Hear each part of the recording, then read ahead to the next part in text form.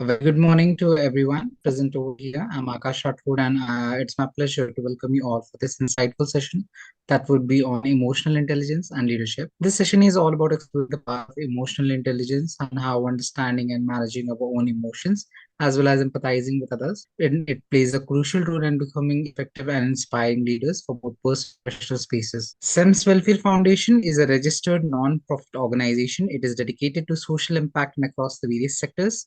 We focus on education, particularly skill development and entrepreneurship. Through our initiative DigiSection, we have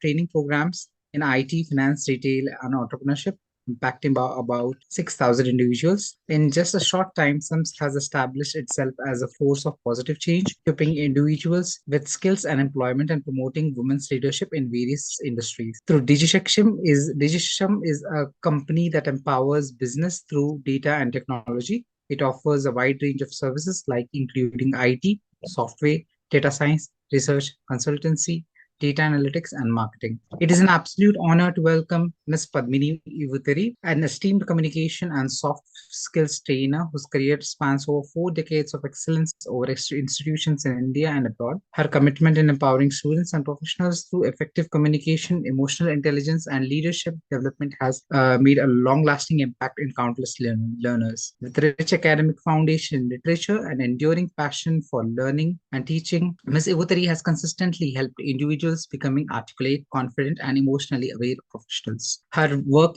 uniquely blends with the soft skills training for the real world communication challenges and enabling learners to thrive in both personal and professional spaces.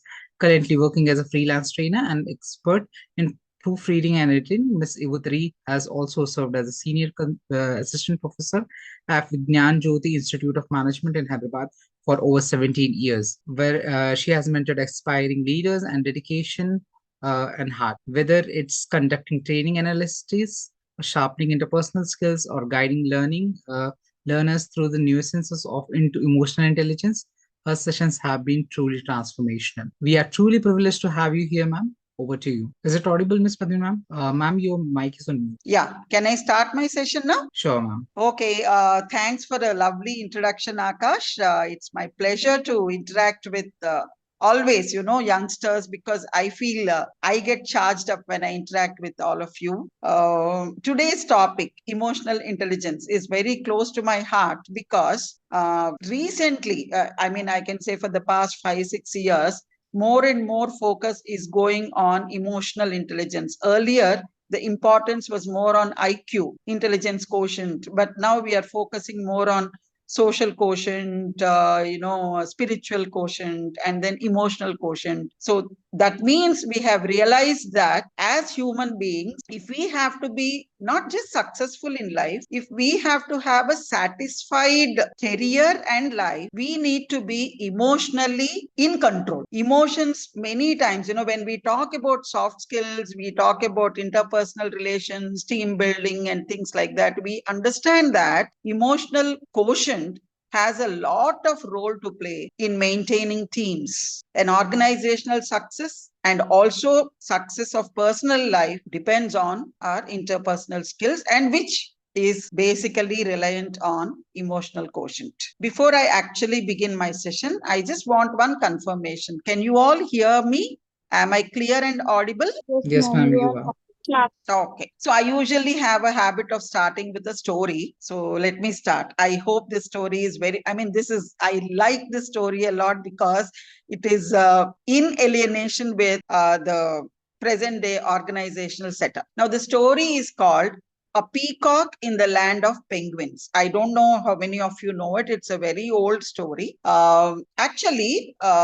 So I'm just going to give the names of some birds, and you have to imagine that organizations have this kind of people. That's all. A little bit of similes and metaphors, symbolism go into this. So just imagine an organization. So there was once a time, not very distant past, the penguins ruled many organizations in the sea of lands, in the sea of organizations. Now, what is the quality of penguins? These penguins, they were not always wise, they were not always popular, but they were always in charge. That means they were responsible. People can turn to them for many things. They took accountability and responsibility. The top management liked the penguins because even the top managements were like that. Though, they hierarchically they are top, they relied mostly on the penguins. They believed that the uniformity that the penguins were carrying definitely helped the organization. So every time, a new recruit is joining the sea of organization, they used to say,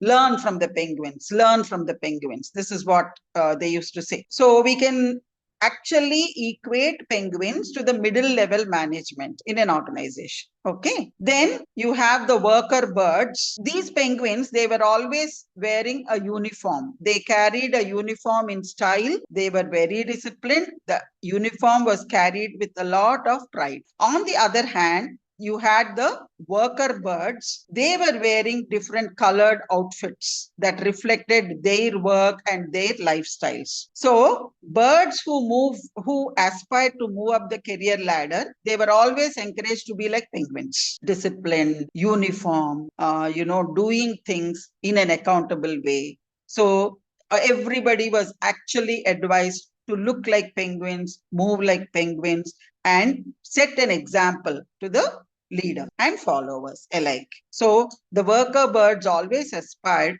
to move up the career ladder. And whenever they aspired like that, they actually looked up to penguins. So the organizations were going on like that. One day, Perry the peacock joined the land of penguins. You know how the peacock is. She was loud, she was colorful, she moved in style, and she was full of new ideas. Although she was different from the penguins were impressed by the new ideas of the peacocks. So they felt that, okay, she is slightly superior to them, but temperamentally almost like them. So initially, everyone was happy. The penguins were very happy with the new recruit. And because Perry was creative, the peacock was creative, she brought in good results. So the management also was happy. So together, penguins and peacocks, they achieved their goals. That is what a business or the organization required. But as time went by, what happened? The penguins began to murmur about peacock or the Perry, because Perry was too loud, too colorful. She has too many new ideas, and the penguins were slightly feeling uncomfortable. They felt that Perry was entering their comfort zone. And if you look at Perry's side, the peacock side, peacock was equally unhappy because she felt that the penguins were trying to actually, I should say probably he, because cock, he felt that the penguins were trying to make him also like them. That means all the creativity was slowly dwindling, and Perry also started behaving like the rest of them, that is penguins. Both parties were actually unhappy. After some time, the peacock also felt that too much of intrusion by the penguins, and that is why he always said, leave me alone. I just want to be myself and things. This is the story of many organizations, because when we are in the transitional stage, such things are creativity or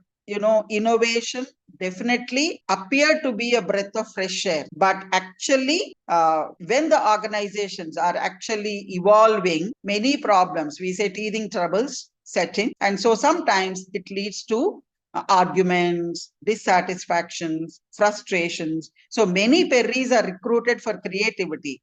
Yet along the way, their creativity is stifled by the need to conform to the norm. So an organization has penguins and peacocks also. Other than penguins and peacocks, we also have pigeons who are the peacemakers in the office. We also have sparrows who try to be neutral and then keep a very low profile.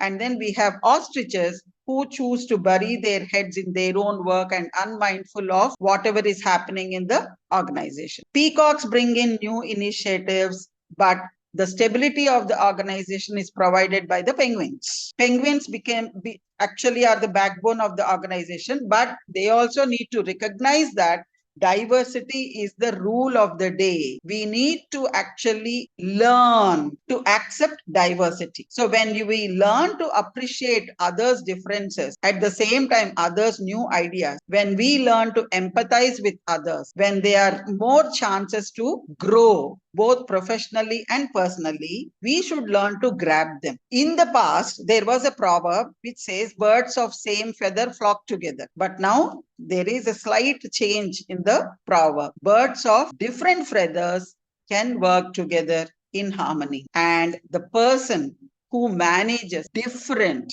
divergent personalities, experiences, mindsets is a true leader. Now, when we say leader, generally, we think, only managers, people in senior positions are leaders. But let me tell you one thing, we all should understand that every one of us can become leaders. Even if we are interacting with a colleague, with a friend of ours, we can take a leadership role. Because if a friend comes to you with for an advice, and you give an advice, and you, guide that person in her career or whatever way, then you are a leader. So leadership roles differ. If you are working in a team, you role, that is why it is called leadership, is a role. So you take accountability, you take leadership, you take initiation, you be proactive, then you become a leader. And to become a proper leader nowadays, emotional intelligence plays a major role because, as I said earlier, organizations are filled with different age groups. Managing diversity has become a challenge now. And especially with Gen Z entering the office workforce,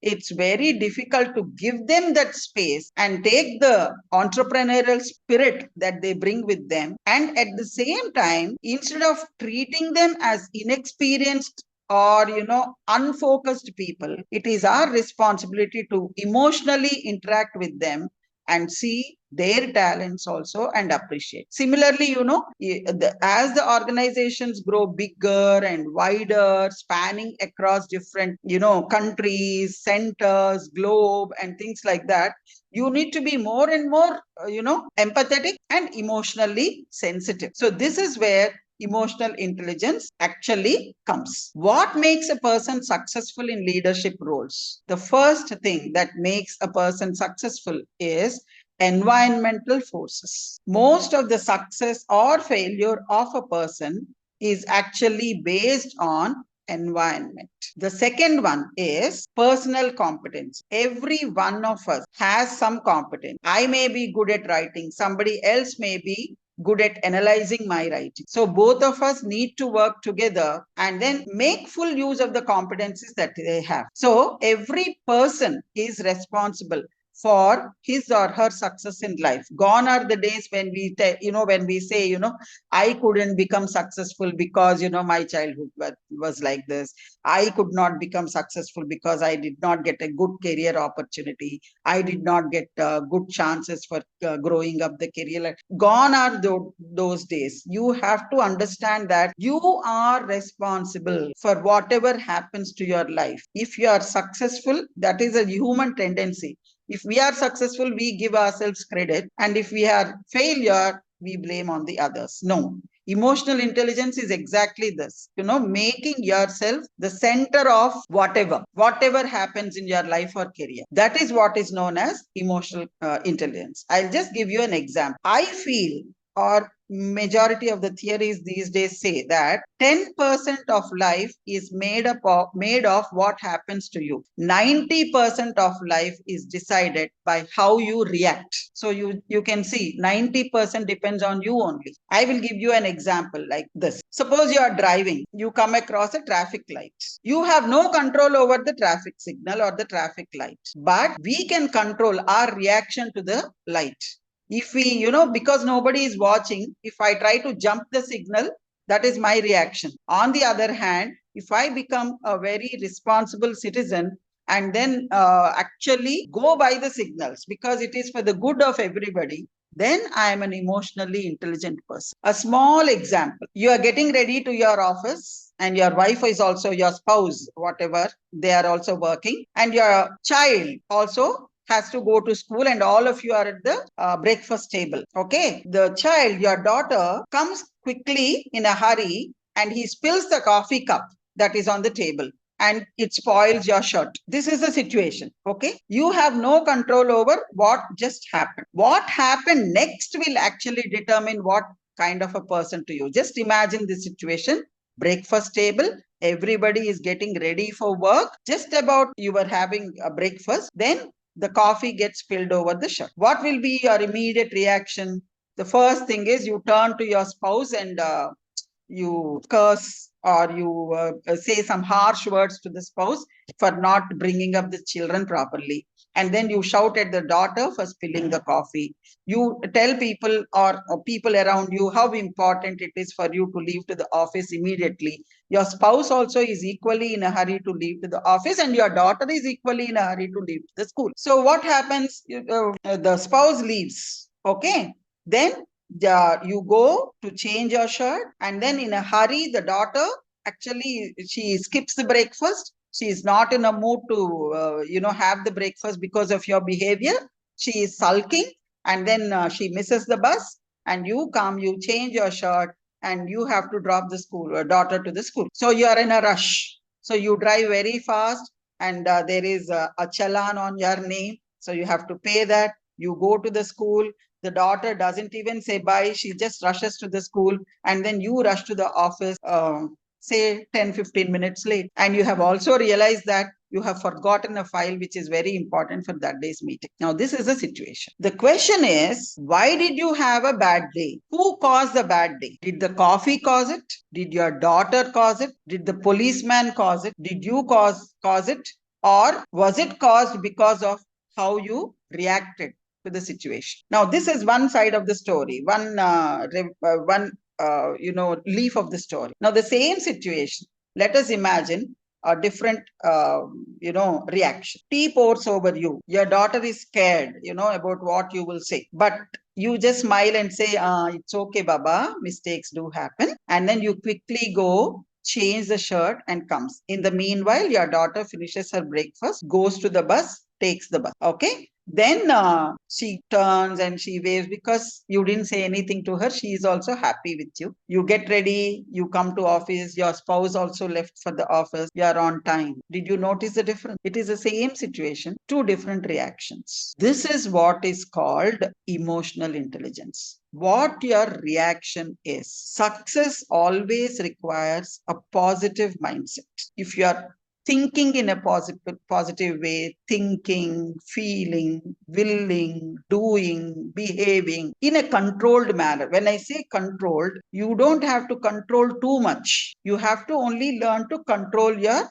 emotion. Now we can say that as we are exposed to more and more challenging work environment, we will automatically become like that. No, it doesn't happen like that. You need to work in order to make it work. New areas of managerial competencies are this exactly how I started my session. Conventional meaning or conventional strategy to get hired is intelligence quotient. Of course, that is important because you cannot be recruited, you cannot go up the career ladder without that. I am not undermining the importance of IQ. I am only saying that along with IQ, all these facets are required to make a person successful in profession and career. So such IQ is actually depends on the cognitive abilities of a person. So that means each person has a different cognitive ability, and that is why he becomes whatever he is that day. Okay. But in the new age, multi-intelligence is required. Along with IQ, you require emotional intelligence, social intelligence, spiritual intelligence. All these quotients, actually, EQ, moral intelligence, spiritual, all these are important in order to become successful. We have to understand that everything will be okay in the end. What one needs to build on, if we are in a responsible position, is to be cool. I'm not saying you have to be cool when the deadlines are approaching. That much of little bit of stress is required before the project deadlines, before the project submissions. We all have. That's okay.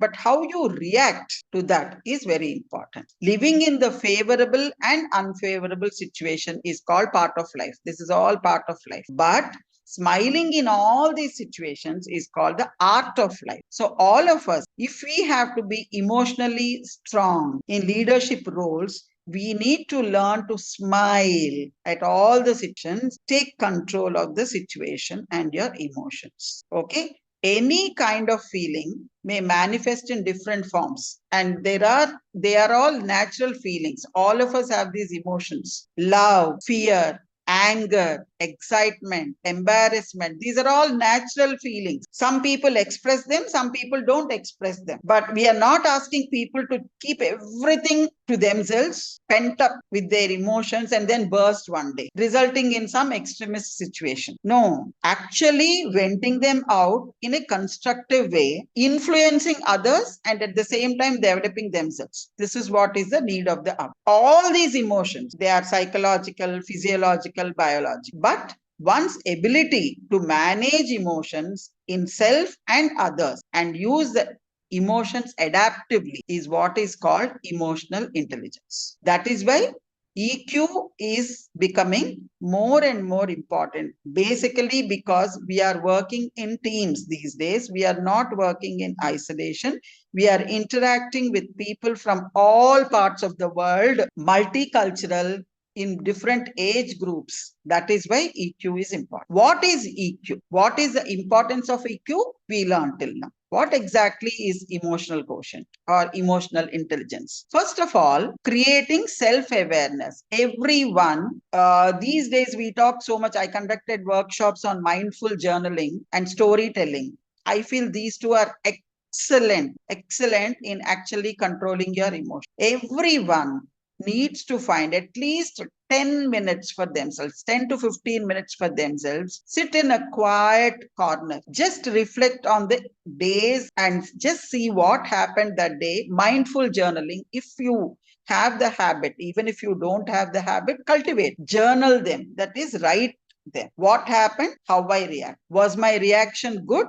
Or can I change my reaction? These questions, if you ask yourselves, and then automatically you because you are your own self, no? So when you answer these questions, you know what has to be done and how it has to be done. So knowing one's own emotions is important. The second one is regulating or managing emotion. That is, we have to learn to manage our feelings. Regulating or managing emotions, managing feelings to behave according to the needs. Example, if you are in an organization, in your workplace, imagine you get easily frustrated, easily angry, and then you scream and shout at others just because you are their boss. People will be scared of you and they will not talk in front of you. They may talk behind you. This actually tarnishes your image. So when you are in a leadership role, you need to learn how to control and behave according to the situation. The third one is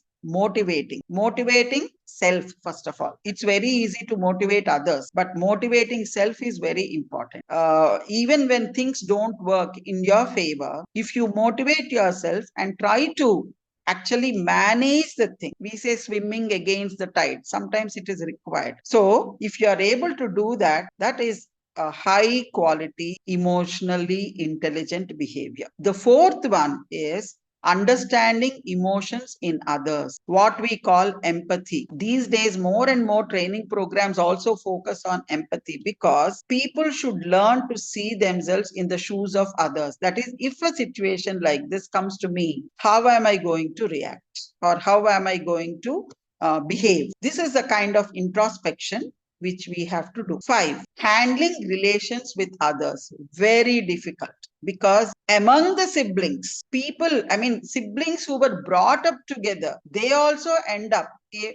Earlier it was only property disputes and things like that. When siblings have differences of opinion, they are not on talking terms for years together. They don't see each other's face. No, now that kind of situations don't come. The egos are so much that even if some very ordinary word, which you think ordinary, may hurt another person, and they may not talk to you, but they may just become quiet. Handling relations with others is very, very important. Now, for all this, creating self-awareness, regulating or managing emotions, motivating self, understanding emotions in others, handling relations with others. Now, for all these qualities to happen, one quality that binds all these together is transparency. A leadership role requires a lot of transparency, lack of insecurity. If you are insecure about your own subordinate and you try to show that insecurity in different ways, and you don't have the transparency, like if I committed a mistake, if I have the transparency to go and openness and to ask for apology, that is what is leadership. This is what is emotional code. So this is what is very, very important. Follow your heart, but take your brain with you. That means heart is not separate from brain. Both of them should go together. People usually say, I thought with my heart, not with my brain. No, gone are those days. Logic and emotion should go together. Only people with high EQ, emotional quotient, they have the positive attitude. So they motivate themselves and the employees. They are satisfied with whatever output is given by their employees. They have a desire to excel. And at the same time, they have a self-esteem. They carry with them that respect, esteem. When I say esteem, it is not only you, even your team. You will not allow anybody to point a finger at your team, because your team members are you, and they will have the self control. As I said, managing emotions, friendship, friendly with everybody. Very important, the art of appreciation. This is again a very what should I say, not a very open thing. We are not, somehow, I don't know, as a nationality probably, we don't appreciate if somebody has done something good. We don't have the openness to say, ah, well done. These days we are learning, of course. Maybe in the past, probably it is not that we are not appreciative of others. We think that, why, what is there to say? It is their work, they have done, that's it.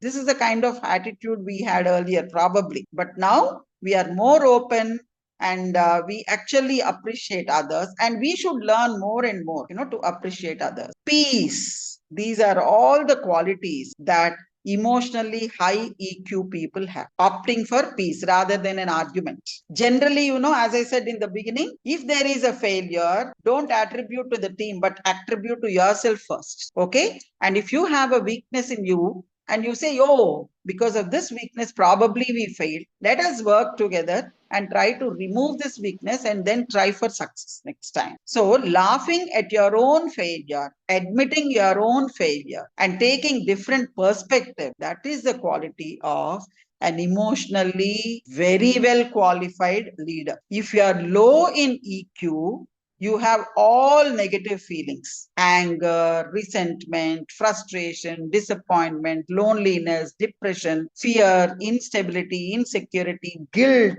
victimization, trying to make others hurt, and things like that. So now here, people with low EQ, as I said earlier, if there is a failure, they attribute to the external factor: environment, team members, organization, and things like that. So this is what we have to learn. Emotionally strong leaders learn to be friendly, open, managing emotion, look into themselves, introspective, and then see how they can help others. What are the contributors for leadership or managerial success? I will now give percentages. This is a survey conducted. I've just taken this survey. So cognitive intelligence is 20%, emotional intelligence and others like spiritual and other things are 80%. IQ gets you hired, definitely. As I said earlier, you have to be strong in whatever subjects you have studied, and you enter the organization. But after you enter the organization, what makes you successful, what makes you promoted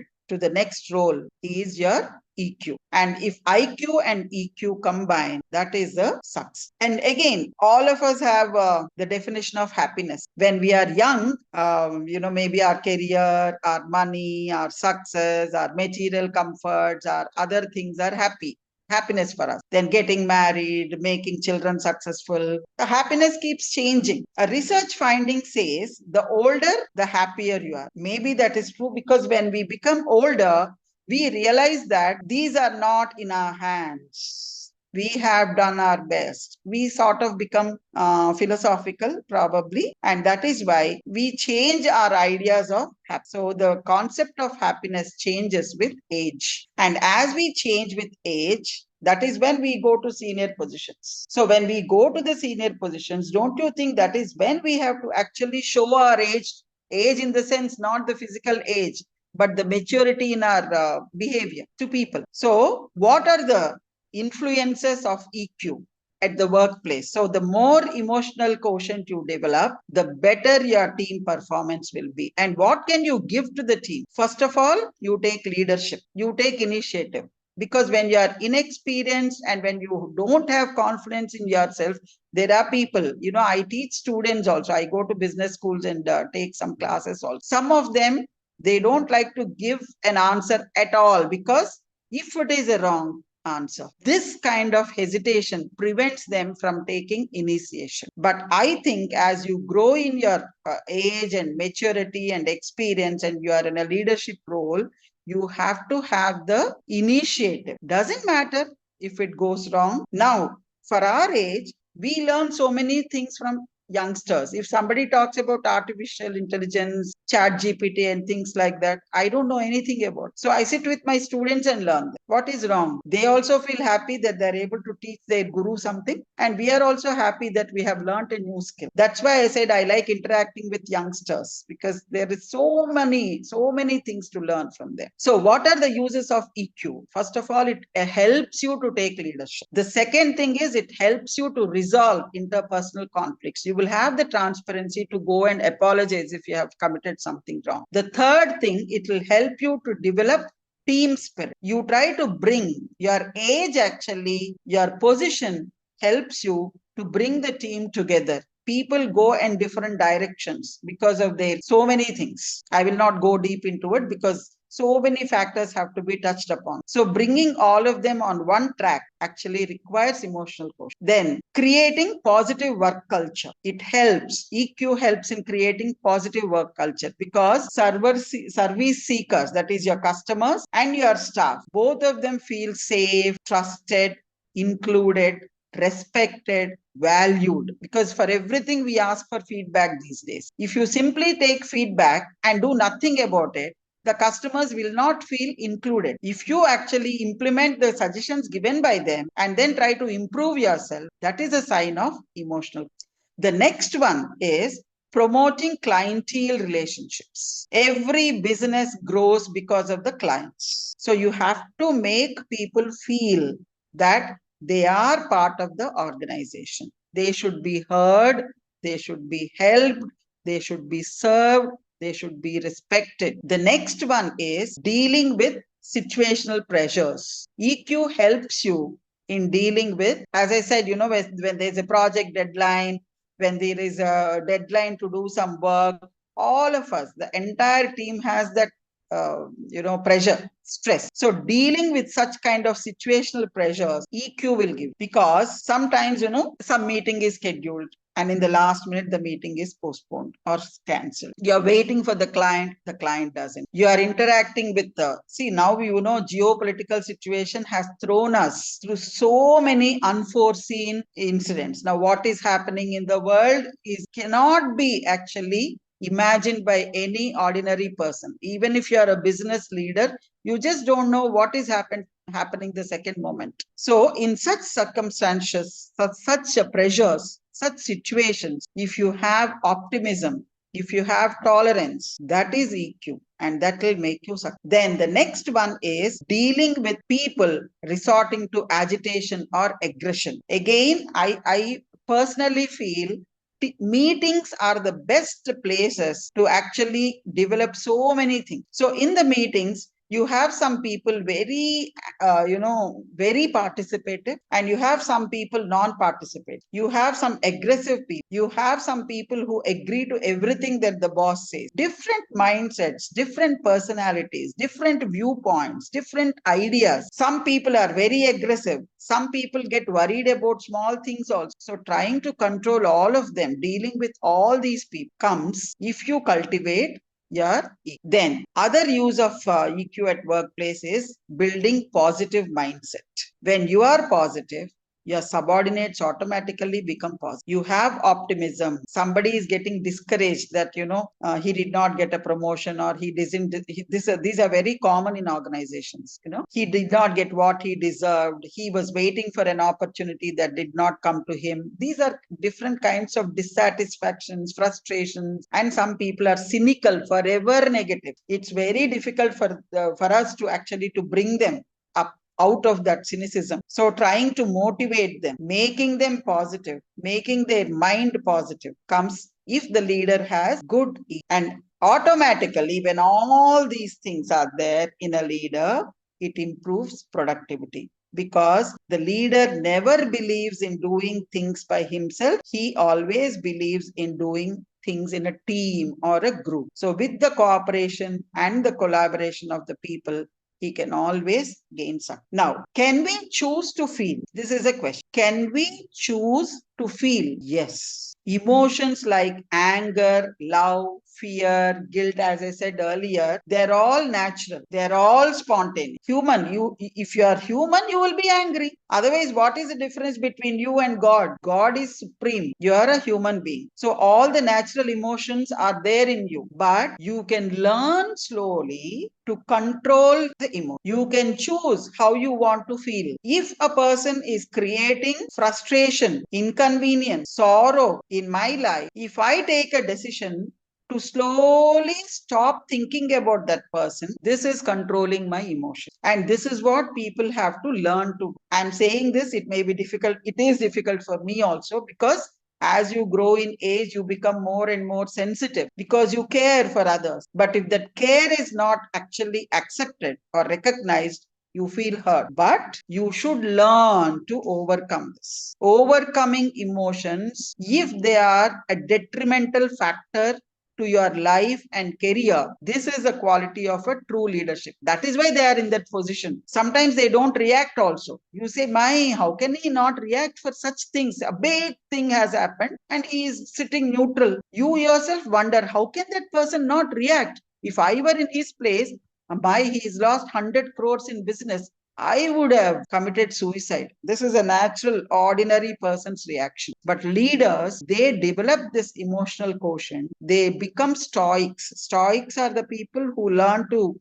see both failures and successes almost in a similar way. This comes with practice. Too much of over regulations of emotions or too little of under regulation, both are bad. You should learn to be neutral. You have to learn to be balancing emotions. That is, be soft and cool like water. Water, so that you can adjust to everything in life. See, water can flow in any direction. Even if there is a small vent or spark, it can pass. But be hard and attractive like a diamond. Nobody can play with your emotions. How can you do that? By learning to manage. Self-regulation. So you have to learn to manage. A true leader with good EQ will learn to manage his emotions, first of all, through knowing, assessing your own emotional state or traits, understanding. So what are the things that are triggering my emotions? When do I get angry? I'll tell you this thing. I am a teacher, so I am a stickler to punctuality. If any students come late to my class, I get angry very immediate. Over a period of time, I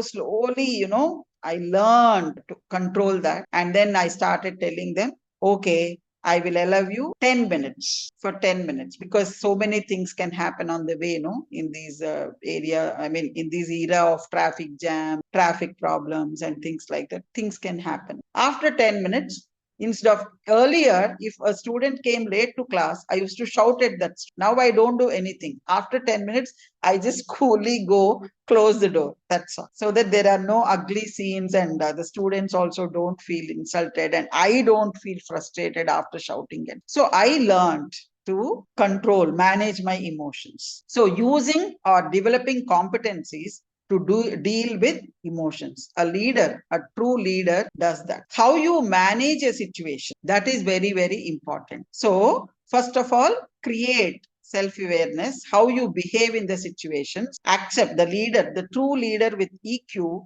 accepts the innermost feelings, and he is positive. I will just give you an incident, an incident in the office. This is a situation, an imaginative situation. You have differences with someone in the meeting. Afterwards, you heard being openly commented. So somebody with whom you had a difference of opinion in the meeting, he goes out and he's talking bad about you and you overheard it. What do? There are three choices. Will you call the person straight away and speak out on it, or will you put down in writing why he has been a subject, why I have been a subject of public criticism, or wait until the next time you meet a person and talk? Which is the correct reaction? An emotionally strong leader will go with the second one. He will write down why that person spoke bad about me. There must be something in me that must have irritated that person. So let me correct. This is how an emotionally strong leader behaves. Okay. The second one is, as I said, defer judgment. Don't be judgmental about people. Don't judge a person just by one behavior or one incident.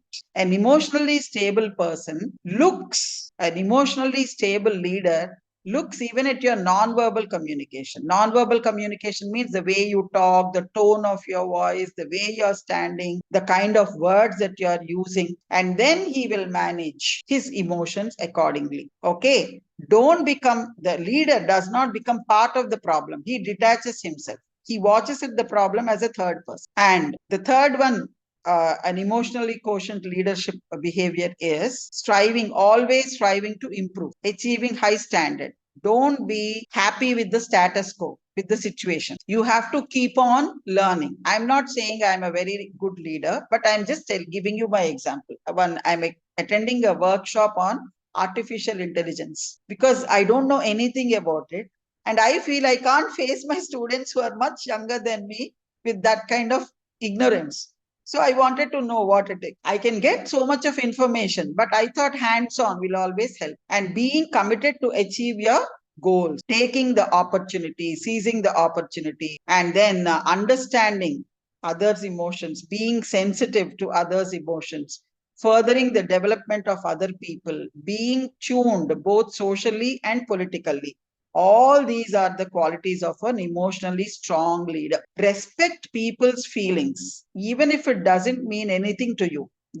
He's nobody to you. He has just expressed something. It's okay. If you listen to them, they may feel so much about you. So if you come down from your level and then listen to that person may be your subordinate. He may feel very happy. And an emotionally strong leader will always trust someone who sees only three things in you: the sorrow behind your smile, the love behind your anger, and the reason behind your silence. I want to close with this. If you have any questions, you are open to ask. So behave like a strong person, a leader, a strong leader. As I said, the last one is very important. He will trust someone who sees only three things: the sorrow behind his smile, the love behind his anger, and the reason behind his silence. That means he has a person with whom he can confide everything, and he will take the suggestions of that other person because he knows that that person is very close to his heart. Now, this is an age of different age groups. I will just quickly talk about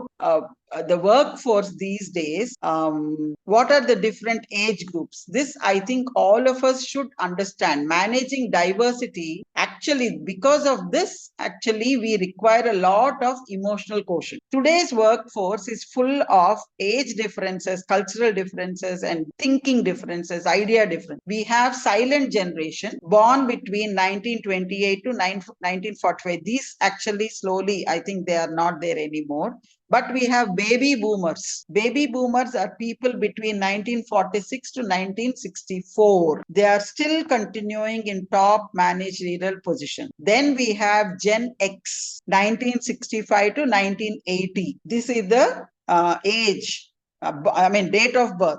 1965, born between 65 to 1980, slowly transitioning into boomers. Then we have millennials, 1981 to 1996. We call them Gen Y. These Gen Y are people with entrepreneurial instincts. Then we have post millennials, or Gen Z, Gen Z we call them, born 1997 and after that. Generally we say 1997 to 2012.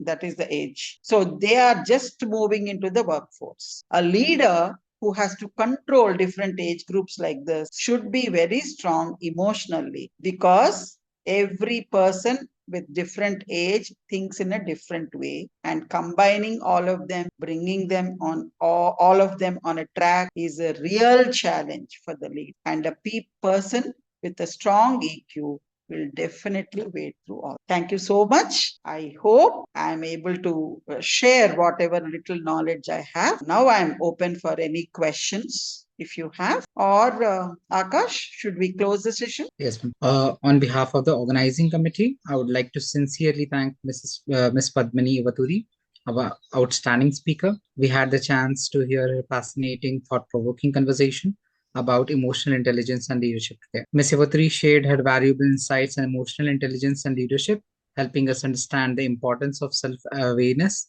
empathy, and emotional control in effective leadership. Her session encouraged us to reflect on our own approach to leading and connecting with others.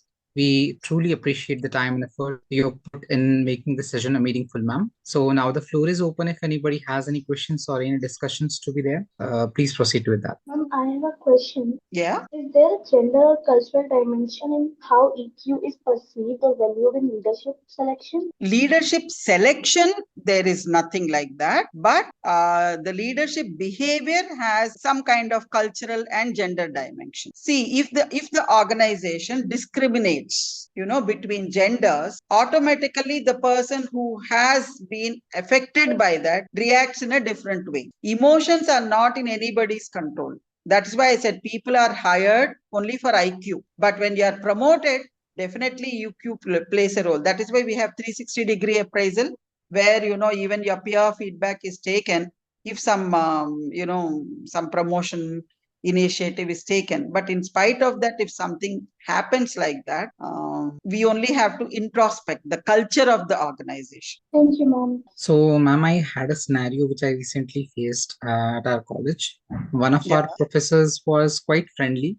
He handled Mm. everything with like he's kind of he's kind of millennial, I believe. And though he used to interact with students very calmly, he used to be like friendly in nature. But apparently, students used to take it as a disadvantage. They used to like kind of take it for granted.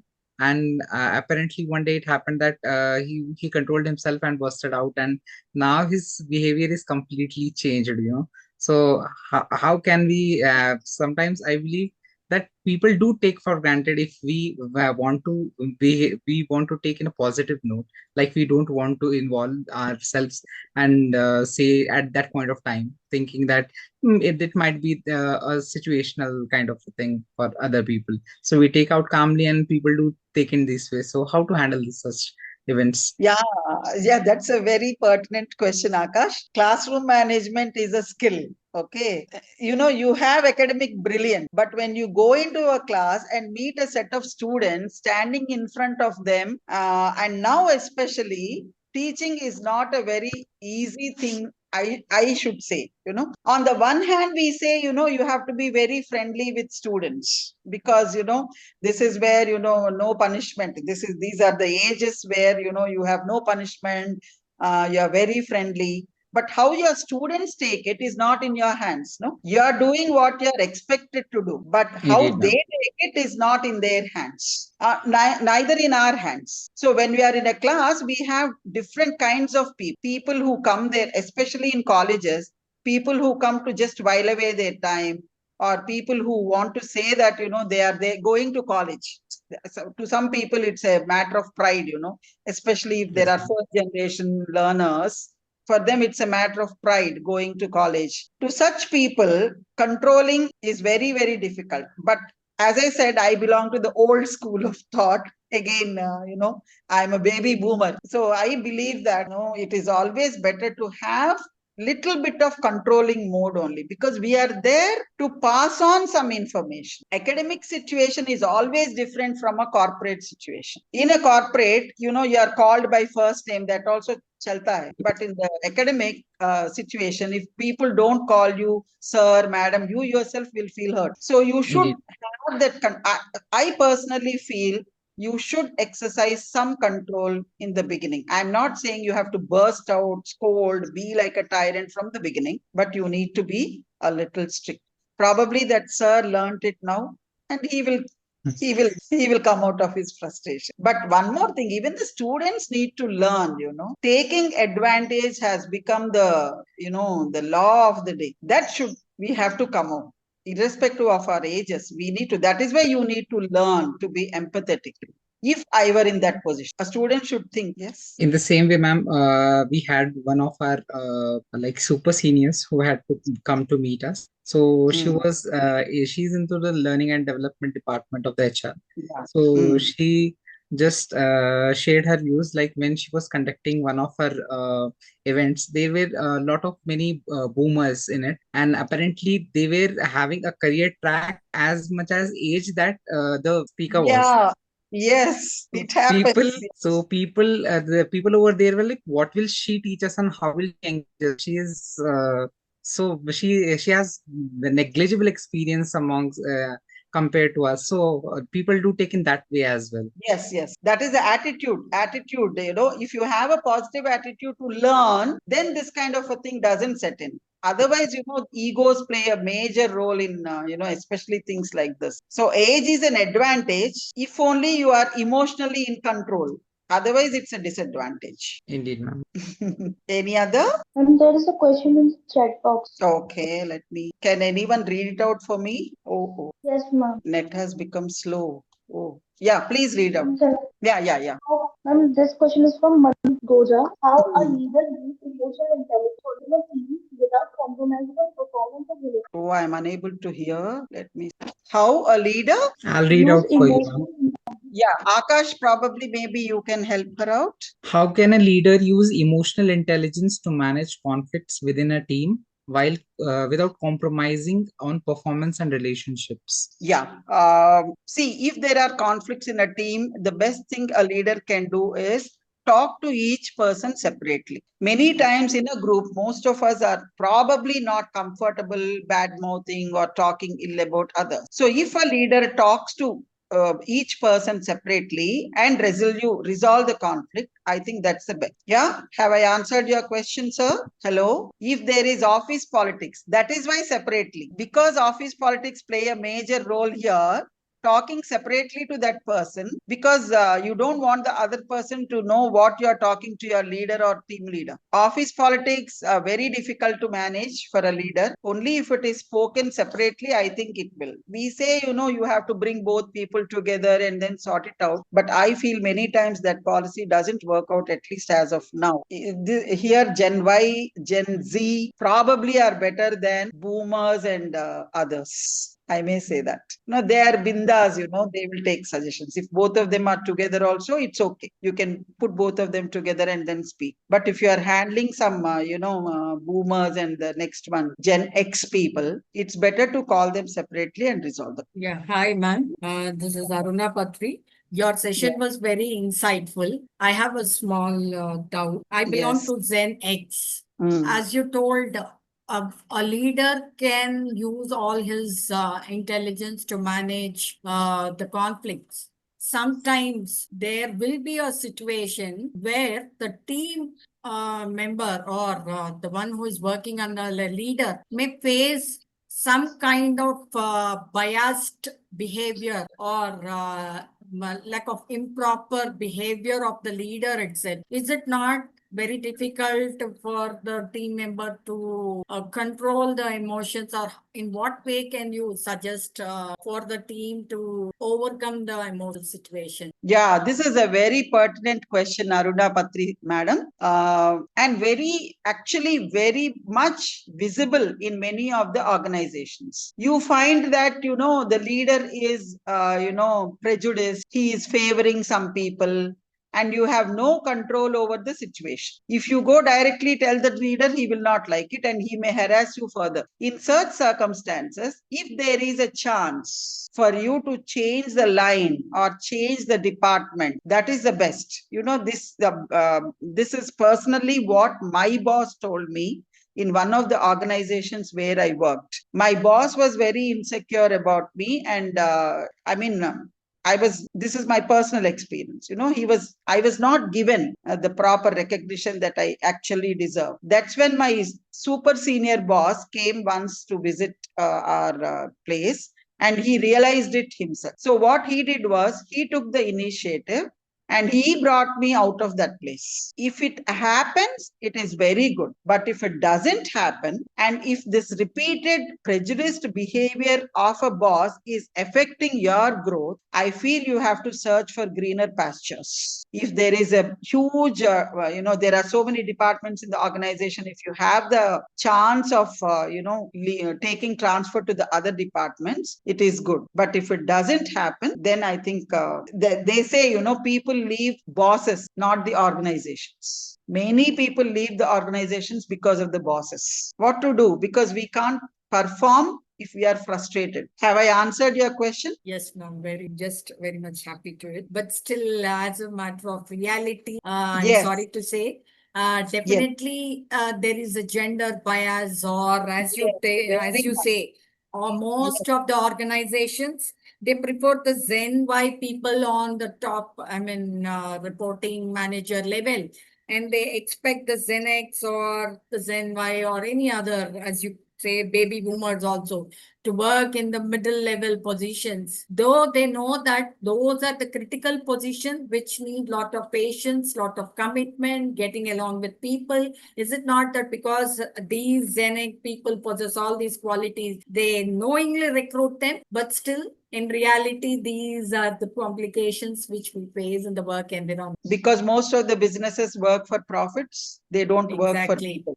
That is what is Yes. happening now. Thank you so much. Yes. Okay, then shall we call it today, Akash? Yes, ma'am. I think no more further questions will be there.